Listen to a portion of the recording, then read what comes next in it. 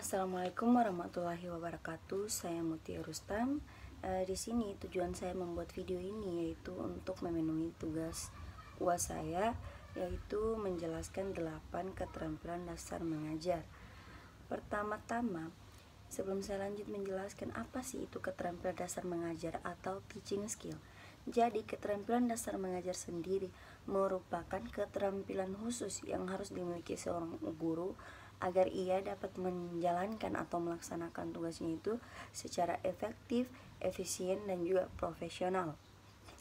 Oke, langsung saja. Dari 8 keterampilan dasar mengajar, ada keterampilan yang pertama yaitu keterampilan membuka dan menutup pembelajaran. Keterampilan membuka pembelajaran sendiri merupakan kegiatan awal yang dimaksudkan untuk mengkondisikan peserta didik agar ia termotivasi untuk mengikuti pembelajaran dengan semangat. Lalu, keterampilan menutup pembelajaran merupakan keterampilan untuk mengakhiri kegiatan pembelajaran yang dimaksudkan untuk memberikan gambaran menyeluruh tentang apa yang dipelajari dalam kegiatan inti.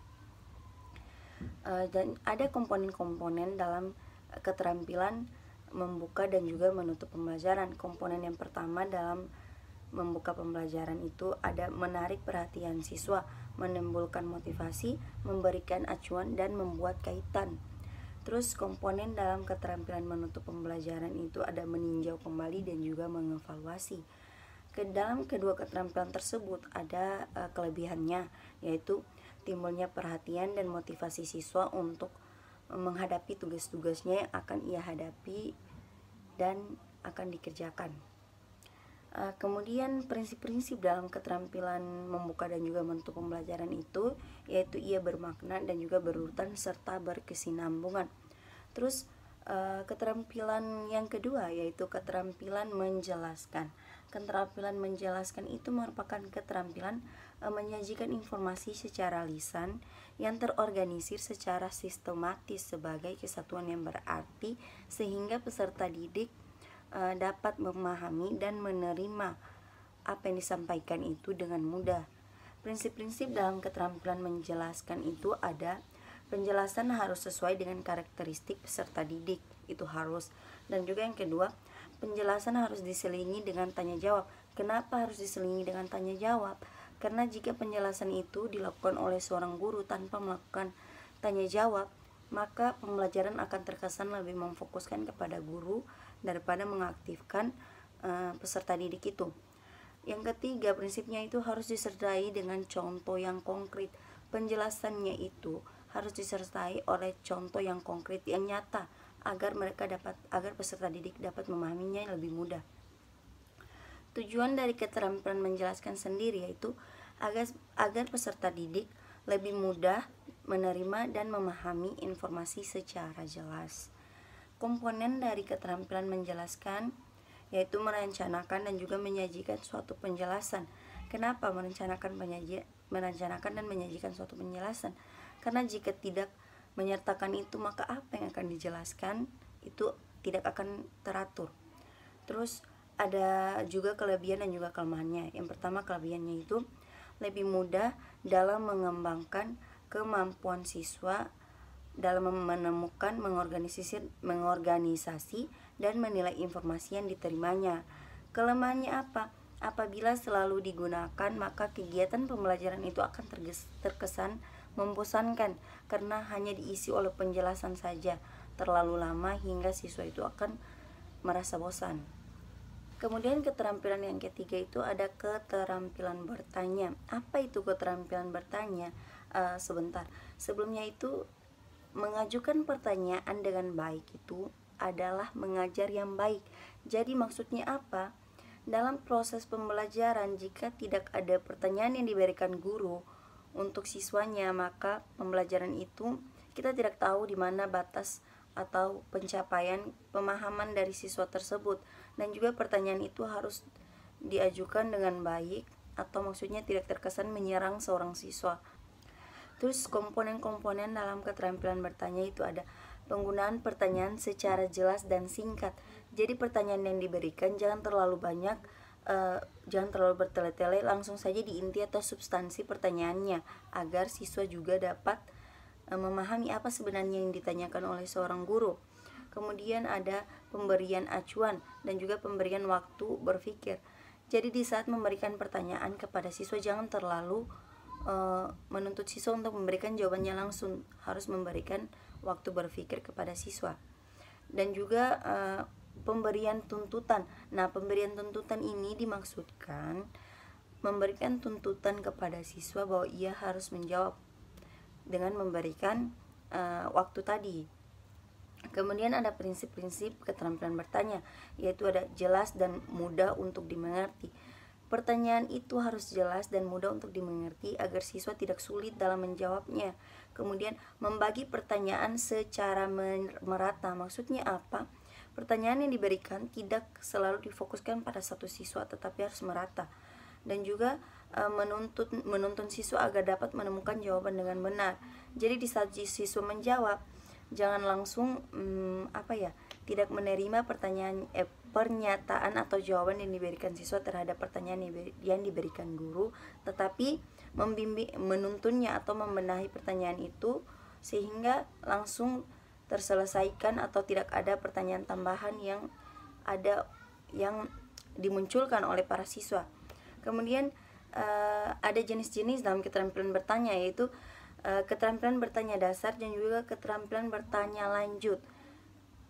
Kemudian kelebihan dan kekurangannya itu melatih anak-anak mengeluarkan pendapatnya secara merdeka sehingga pelajaran akan jadi lebih menarik.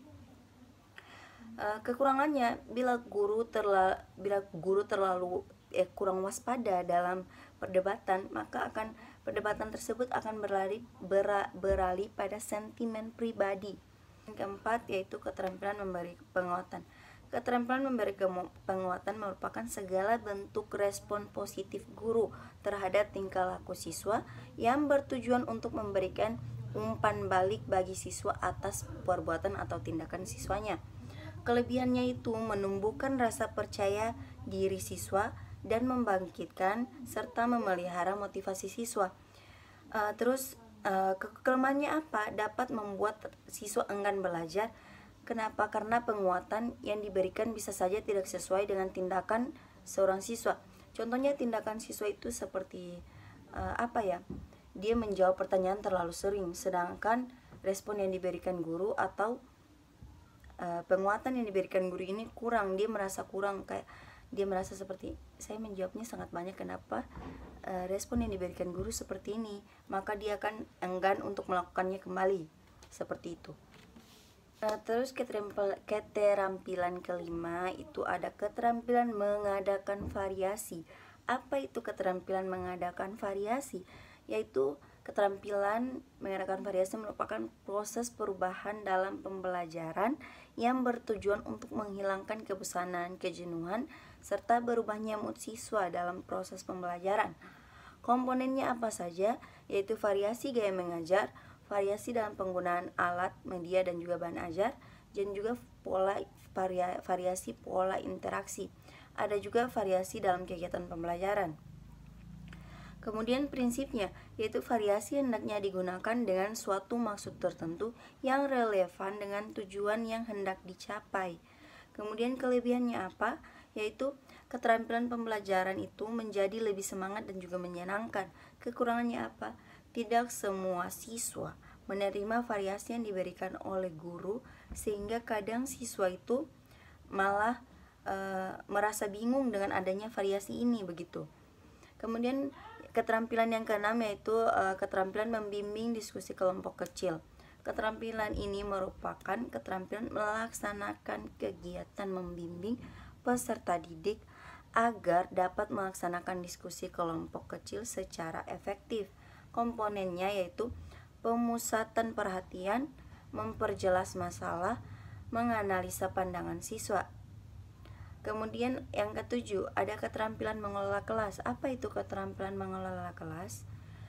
Keterampilan mengelola kelas merupakan keterampilan guru untuk menciptakan dan memelihara kondisi belajar yang optimal, terhindar dari beberapa gangguan. Maksudnya apa? Jadi keterampilan mengelola kelas ini bertujuan untuk menghilangkan gangguan-gangguan kecil yang bersifat sementara maupun bersifat permanen. Kemudian komponen dari keterampilan mengolah kelas yaitu keterampilannya itu berhubungan dengan penciptaan dan pemeliharaan kondisi belajar yang optimal, dan juga keterampilan yang berhubungan dengan pengembangan kondisi belajar yang optimal. Keterampilan yang ke-8 itu ada keterampilan mengajar kelompok kecil dan perorangan. Apa itu? Keterampilan mengajar kelompok kecil dan perorangan merupakan kemampuan guru dalam mengembangkan terjadinya hubungan interpersonal yang sehat dan akrab antara guru dan siswa. Komponennya apa saja? Keterampilan mengadakan pendekatan pribadi, keterampilan mengorganisasi kegiatan, keterampilan membimbing dan memberi kemudahan belajar. Mungkin itu saja 8 keterampilan dasar mengajar seorang guru yang dapat saya jelaskan. Jika terdapat kekurangan dan juga banyak salah kata, mohon dimaafkan karena saya juga dalam proses belajar. Sekian dan terima kasih. Mohon maaf. Wabillahi taufiq wal hidayah. Wassalamualaikum warahmatullahi wabarakatuh.